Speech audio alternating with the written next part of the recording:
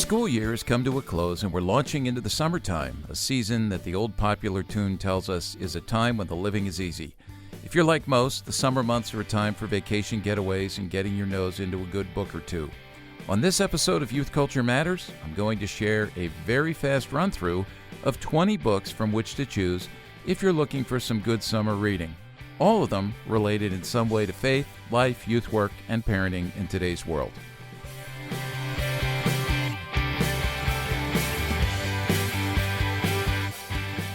From the Center for Parent-Youth Understanding, this is Youth Culture Matters. If you're a parent, youth worker, educator, counselor, grandparent, or anyone else who cares about kids, we're glad you've joined us for this practical, informative, and hope-filled podcast.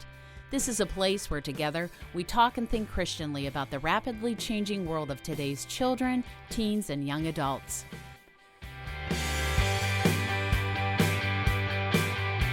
Well, welcome everybody to another episode of Youth Culture Matters. I'm Walt Mueller here at CPYU, and you are about to be treated to the shortest, I believe, episode of Youth Culture Matters that we haven't finished recording. I know we haven't finished recording, but this is our plan. This is going to be the shortest because you're going to hear from me, you're going to hear from Chris Wagner, and what we're going to do now is, since we're at the beginning of the summer, we want to give you some great recommendations for summer reading. And so the way this is going to work is I pulled 20 titles, a couple that I'm reading right now, and others that I have finished over the course of the last 12 months that I think would be great recommendations. Some of these will be books you've heard of. Some of them will be books you have not heard of, and it's just for not only for youth pastors, youth workers, but also recommendations for parents and pastors, anybody who's listening who's concerned about matters of faith and culture. And so I work very hard to read widely, and I truly believe, as people have told me, that readers are leaders, leaders are readers. Reading really extends our knowledge of what's happening in the world. And some of you heard me say as well, as I'll mention here, I will actually share with you some titles, just a few, I think, from those who have gone before us and are dead. I talk a lot about learning from those who, in church history. In fact, I'm thinking about. I keep saying I'm going to do this, but I like the idea of setting up a Twitter account for Dawn with the Dead. So we can start each day with a great quote from someone who's gone before us that's inspiring, that's helpful, that points us to the truths of God's Word. So look for that. We're going to do that. Now that I said that publicly, it's going to have to happen. I think John Barry said he was going to set that up for me, so we'll make sure that happens. So that being said, these are in random order.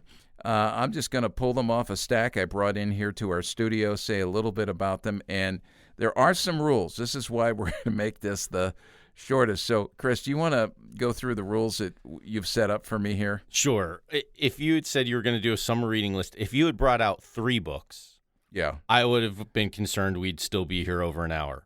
Okay. And then you brought out 20. I don't know if that's fair enough, but I'll play along. You brought out 20. Yeah, I did. I brought 20. So we are limiting your discussion to each book to 1 minute. Okay. If you finish that discussion in under 60 seconds, the audience and you will be treated to nice reward. Yeah. As soon as you hit that 60 second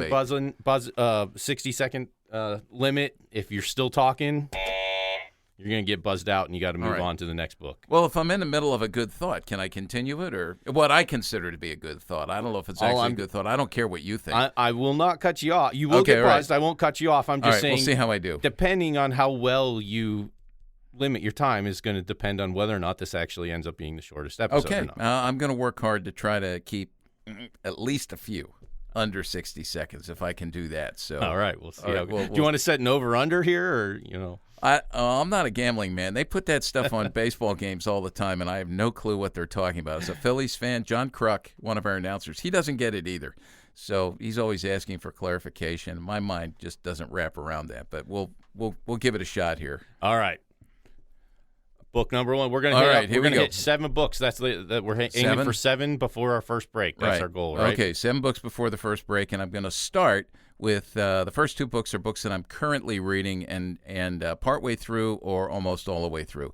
And the first one is this. It's called The Patient Ferment of the Early Church, subtitled The Improbable Rise of Christianity in the Roman Empire by Alan Kreider.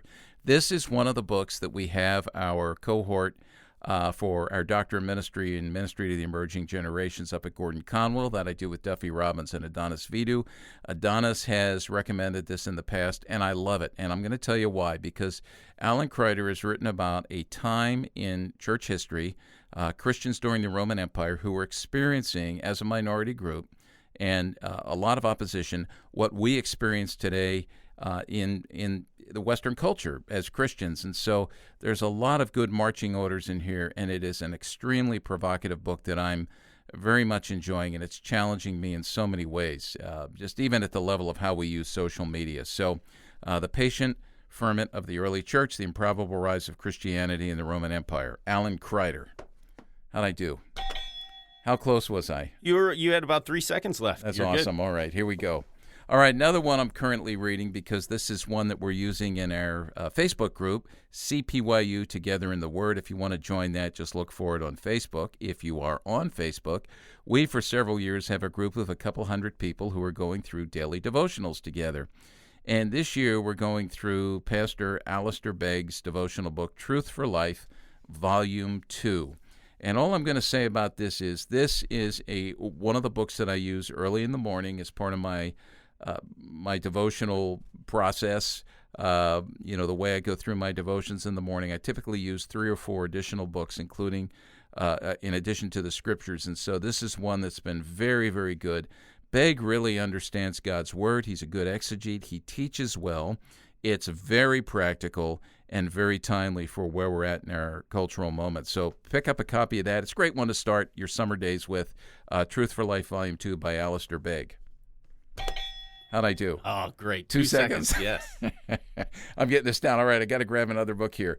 Okay, here's one that when I read it and posted about it, I got a lot of pushback from people who really don't understand what this book is about. And it's by our friend Elisa Childers along with Tim Barnett. Many of you know Elisa because of her book Another Gospel, other books that she's written as well, and her podcast, which we love. We're very appreciative of Elisa and how she engages with culture and just makes us think. She's one of us, right? Just a normal person who's thinking apologetically about our times. And the book is called The Deconstruction of Christianity, What It Is, Why It's Destructive, and How to Respond. And so what she's writing about here is deconstruction that really is, the tell us of it is to upset my faith and upset and eliminate my Christian faith and move out of orthodoxy into heresy. She's not writing about good deconstruction, which is about asking questions. But this is a good one to help you understand what a lot of your friends are going through, perhaps even you. Oh, man. The Destruction of Christianity, What It Is, Why It's Destructive, and How to Respond by Elisa Childers and Tim Barnett. All right, another one here. I'm going to grab one. We just did a podcast on this, and I know you'll include links to all these books, Chris, as well as the podcast on the book Beachdale Road, Where Mercy is More Powerful Than Murder, A True Story. This is one you can pick up on Amazon. It's written by our friends Megan Schertzer and her dad, Tim Rogers. Forwards by Donald Crable, one of the foremost Amish scholars in the world, who's local here. Megan and Tim, I'll just tell you the story is about a brother-in-law / uncle who was arrested for kidnapping and ultimately charged with murder and is in prison, I believe, for the rest of his life. And it's the story of how, when all this started to unwind here with this kidnapping of Linda Stoltzfus, an Amish girl here in Lancaster County, the Amish community reached out to Tim and Megan and their family and just showed grace and mercy. It is compelling. Beachdale Road, Where Mercy is More Powerful Than Murder, A True Story. How'd I do there? 3 seconds left. Oh, 3 seconds left. Okay, all right. What are we up to? Number 5. All right, this one is, if you've got concerns about how we're so self-obsessed, it's a great book titled Self-Made, Creating Our Identities from Da Vinci to the Kardashians. It's by Tara Isabella Burton. Many of you will be familiar with her because in the past we have recommended her book, Strange Rights, which is about individualism in our culture and how our students today, young people today, even adults today are living into a self-created intuitive faith. And this is all about how we create and make our identities. We need to find our identity in who we are as image bearers of God, created by God, a loving God who cares for us and loves us, and then also what it means to find our identity in being adopted in Christ. This helps you understand the cultural narrative that is pushing against that. Self-made, creating our identities from Da Vinci to the Kardashians. 5. We're done with 5. All right, I'm going to grab one here. Oh, hey, this is one that I heard about listening to an NPR, I think Fresh Air interview with the author, Kevin Hazard.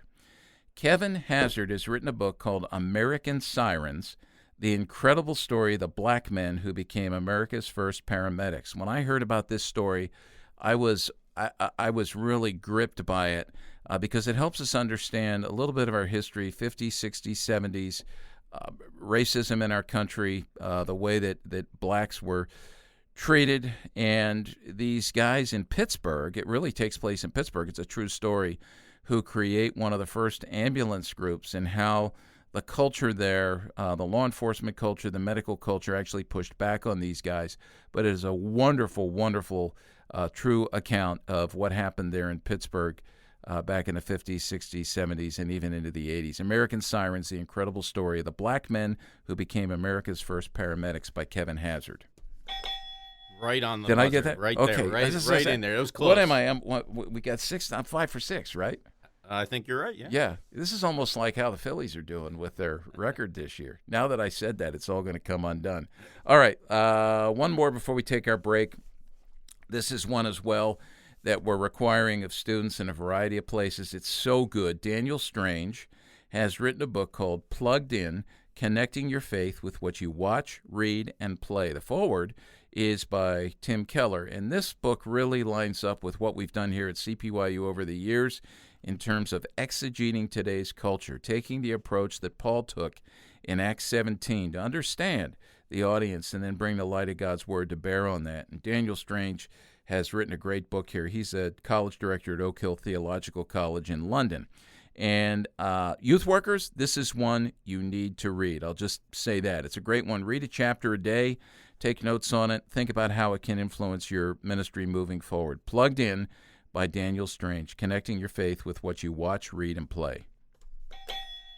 Hey, I'm really impressed. This is off to a great start. Yeah, I'm in your good graces again. All right, we're going to take a break. When we come back, the next 7 of the 20 books that we're recommending that you read or think about reading. Maybe choose 1, choose 2, who knows, to read this summer to expand your horizons, increase your knowledge of God's Word in many cases, and then with some of these books, to look at what it means to minister effectively or parent effectively in today's world. Stick with us. We'll be right back.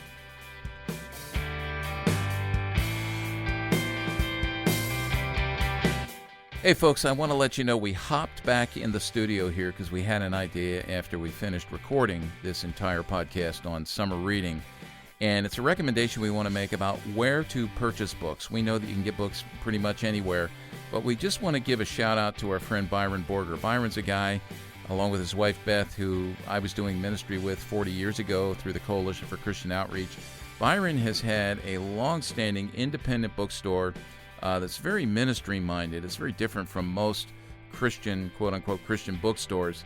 But Hearts and Minds Bookstore is a place that you can go. It's in Dallastown, Pennsylvania. I'll give you the phone number and the web address, but you can order books there and they will ship them to you. So Hearts and Minds Bookstore, we just recommend maybe that's a place you check out. You can support an independent bookstore. You can find the bookstore at heartsandmindsbooks.com, and then also you can call them at area code 717-246-3333.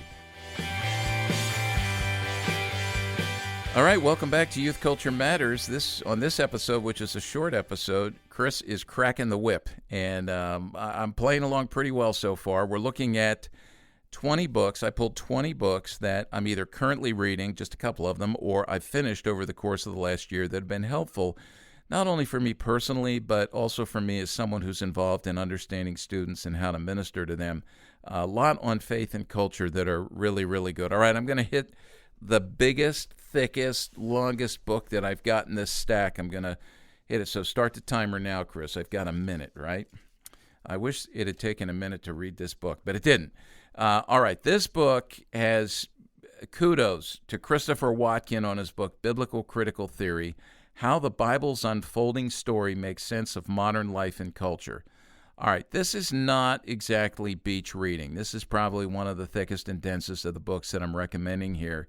But what he does is he works through the flow of the narrative, the biblical narrative of redemption, creation, fall, redemption, restoration, the history of redemption from Genesis to Revelation, and looks at how that applies to so much of what we face in our lives: philosophy, capitalism, matters of ecology, diversity, politics. It is really good. Youth workers, read it, digest it, study it, and I think it'll transform the way that you teach. Biblical Critical Theory by Christopher Watkin. Did I hit it just like right again? Are you actually hitting it at 60 seconds? Is that? No, if you're stopping before 60, I'm hitting the green buzzer for you. Once you hit 60, if you're still talking, that's the only time I buzz you out. Just to make me feel better, how close was I there? You still had about 5 seconds on that one. Okay. Yeah.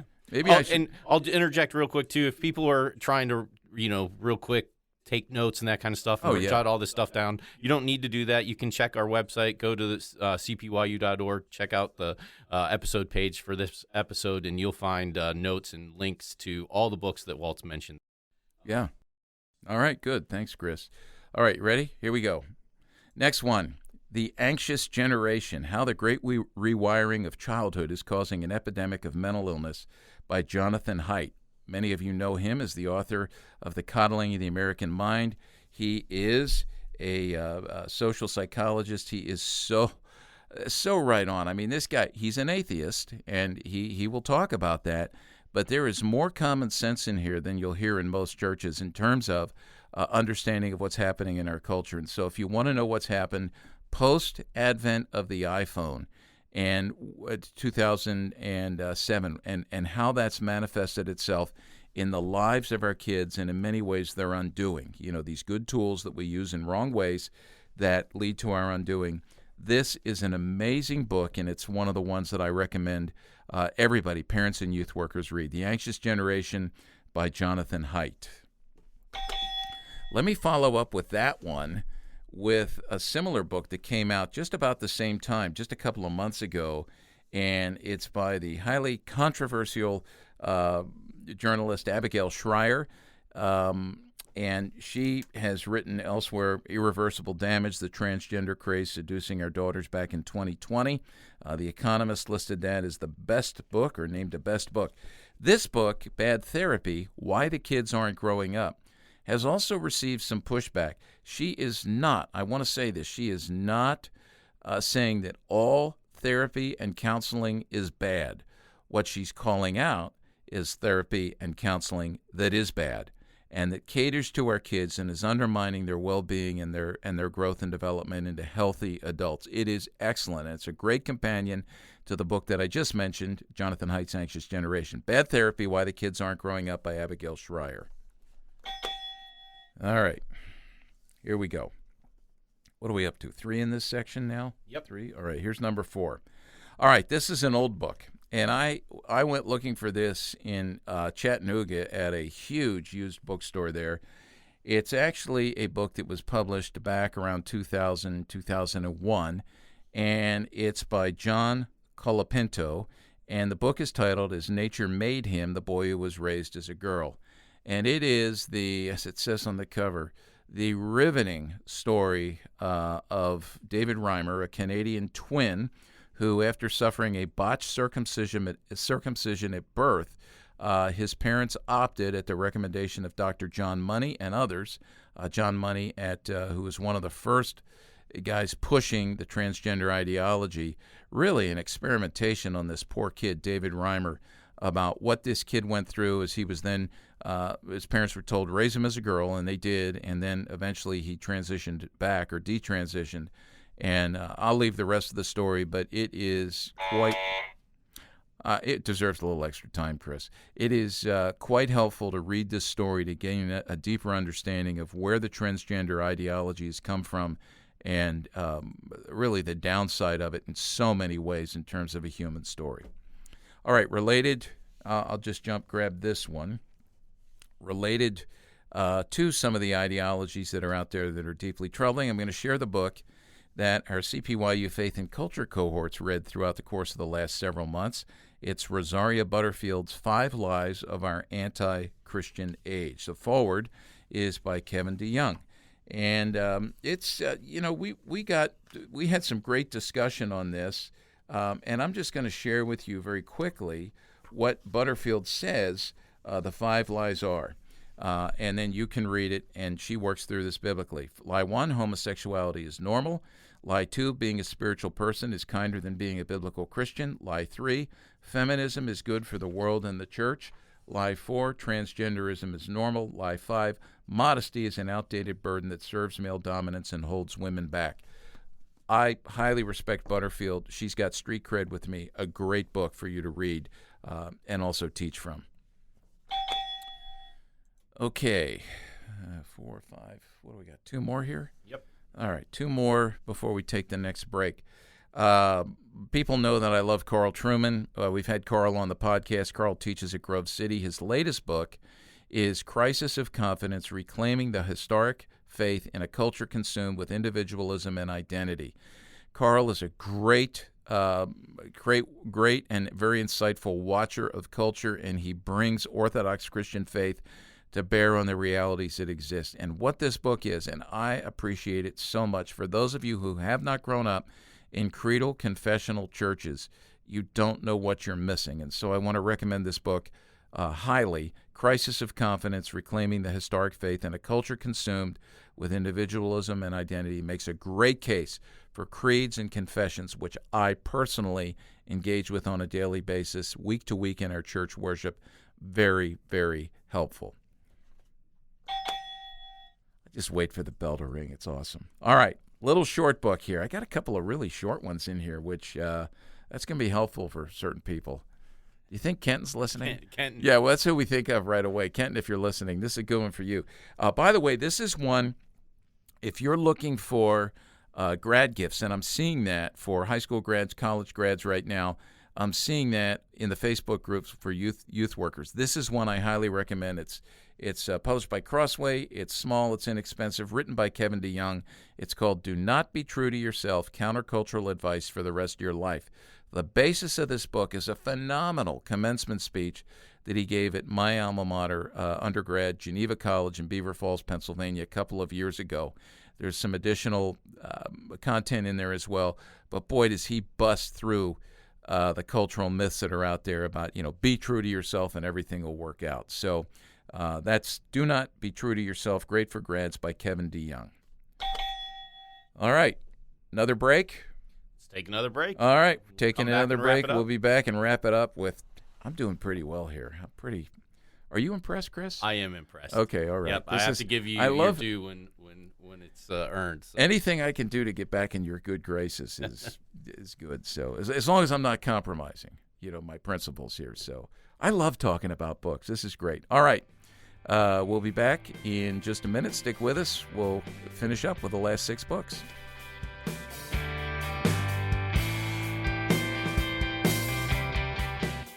If you enjoy listening to Youth Culture Matters and would like to support the ongoing efforts of this ministry, you can do so by visiting cpyu.org/giving to make a donation. Your prayers and financial support make this podcast possible.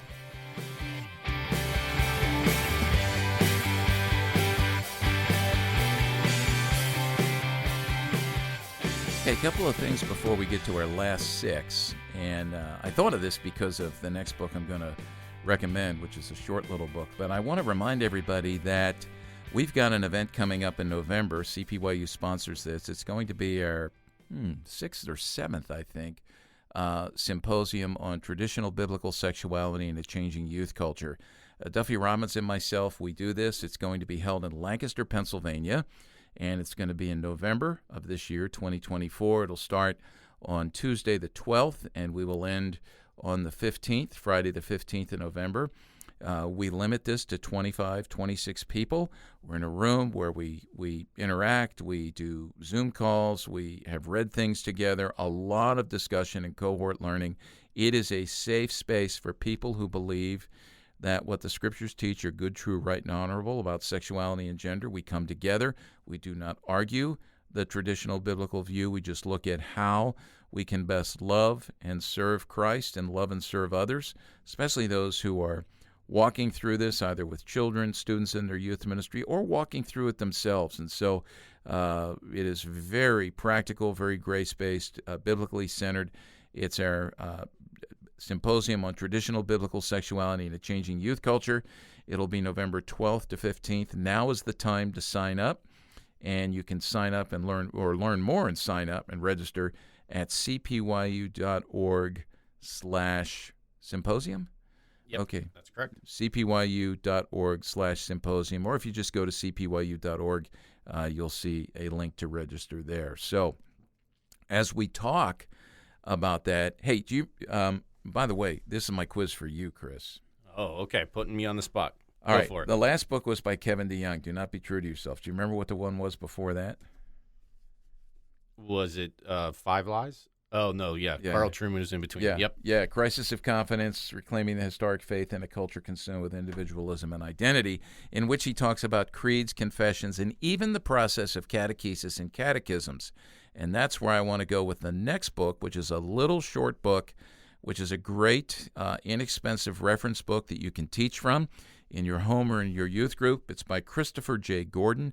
It is the New Reformation Catechism on Human Sexuality. The New Reformation Catechism on Human Sexuality. A catechism is a series of questions and answers designed to teach doctrine through repetition and reminder, and it's scripturally based. And this catechism is based on the Heidelberg Catechism of 1563, but addressing issues of sexuality and gender at a foundational issue. This is a wonderful teaching tool. It is worth putting in the hands of all your students, all your parents, everyone in your church, actually, as they work to navigate the cultural realities. The New Reformation Catechism on Human Sexuality, Christopher J. Gordon. Very short, just, it's like 30-some pages. 30 pages. You could have ended that one in time. 30 pages. Yeah, I could have. All right, so I'm grabbing another one here. One of the last ones that I read this last year, and I just took a section in this every day as part of my devotional reading, and it's from a theologian, deceased, who is getting tons and tons of attention these days, Herman Bavinck, a Reformed theologian, and the book is called Guidebook for Instruction in the Christian Religion. Guidebook for Instruction in the Christian Religion. Not much in terms of illustration here, but a lot of dense content that will shape you and that will also be something you can teach to your students. This is translated and edited by Greg Parker and Cameron Clausing. Adonis told me about this. These guys, I believe, were two of his students at Gordon Conwell. And this is a book that Bavinck originally wrote to teach high school students the basics of the faith. And a lot of people say, well, you can use this with high school students now. I think you can. Let's not think lowly of their cognitive abilities. At the very least, it can shape you. It can shape you in your teaching. All right, I'm starting to lose here. Herman Bavinck, Guidebook for Instruction in the Christian Religion. Very, very good. Okay, let's go to, all right. This is one of two books that came out, a 2-volume biography of the missionary Elisabeth Elliot. What an interesting human being. I met her years ago. She lived right up the road from Gordon Conwell Seminary. A buddy of mine actually was a boarder at her house, and I would give him rides up there from time to time. But this book is the second by Ellen Vaughn. The first one is Becoming Elisabeth Elliot, about her childhood and time in Ecuador. And then also this one, Being Elisabeth Elliot, is about her time coming back to the U.S. and just the turns that her life took. Interesting study in who she was, all based on her personal journals and diaries, which were given to Ellen Vaughn by Elizabeth's family. If you want to understand humanity and brokenness and the call to ministry and just the struggles we all go through, Being Elisabeth Elliot. I love missionary biographies. Ellen Vaughn's done a great, great job. You hit the right button that time. That was awesome. Back on track. Right. Oh, we're down to the last three. So, speaking of Elisabeth Elliot, when I was reading Being Elizabeth Elliot, a book was brought to my attention that I was not familiar with that she had written called Suffering is Never for Nothing. And if anybody is qualified to talk about suffering, it's Elizabeth Elliot. I won't tell you her whole story, but what she has gone through, what she went through in her life, it would be the kinds of things that would just cause us to question God and the existence of God. And I'm sure from time to time she did. She admits that. But this is a book about a theological a theology of suffering. Suffering is never for nothing. Very, very practical. I think we all need to develop a personal theology of suffering based on the Scriptures. Teach the same to our students. The Christian life is difficult. It's a cross-bearing, deny-yourself life. Suffering is never for nothing. Out of her story. Very good. Did I really get that close? Did you bang it? Did you You were at about 57, 58 seconds. Oh, man, yeah, this is good. Man. All right, 2 more. Here we go. Since we were talking about biography, we actually did a podcast on this particular book, which Chris can point you to in the show notes, just like the Beachdale Road. Colin Hansen's Timothy Keller, His Spiritual and Intellectual Formation. I'm just going to say a lot of us love Keller's influence on the church, probably one of the most influential churchmen of the last 20, 30 years. He passed away recently in the last few months. This book is, I'm just going to say, if you want to know what kind of influences to lean into and pursue, Keller's life is an example of pursuing great influences both in his reading and in his study.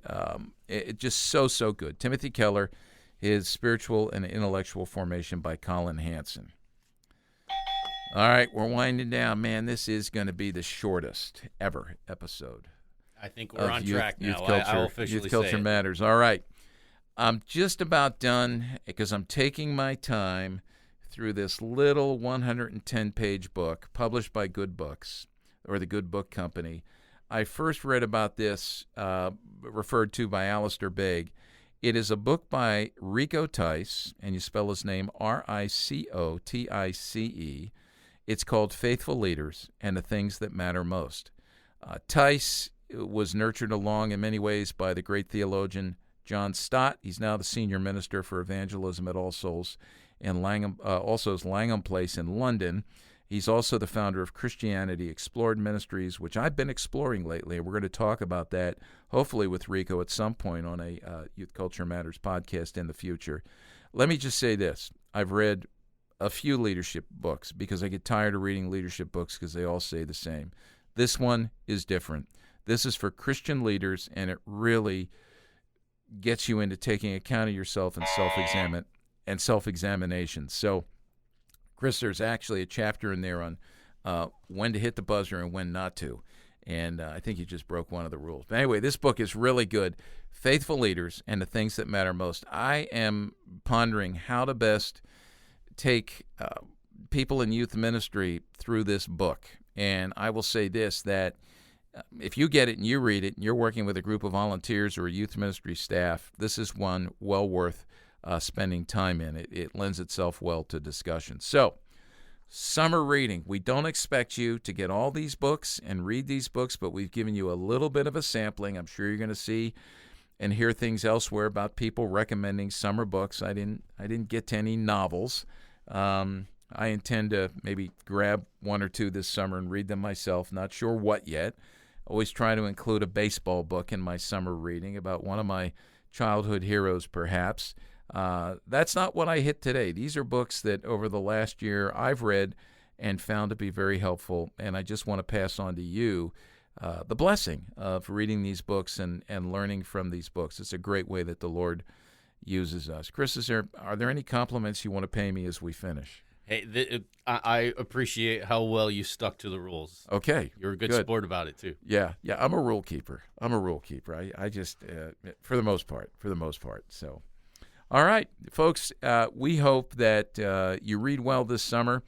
Stay with us. We've got some great podcasts scheduled, and we're going to keep them coming over the course of the summer. I'm going to let you know that after this one, we hope to post one. We're planning on it, on a conversation with Julie Lowe Dr. Phil and Dr. Phil Monroe, both counselors that we love and respect, who we've had on before. We're going to talk about Abigail Schreier's book, Bad Therapy.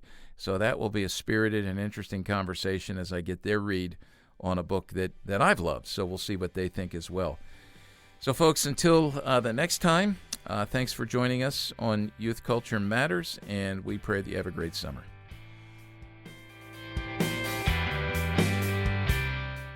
Thanks for joining us for Youth Culture Matters, a podcast from the Center for Parent-Youth Understanding. If you'd like to learn more about today's youth culture, visit our website at cpyu.org. And if you have any questions, comments, or feedback, email us at podcast@cpyu.org.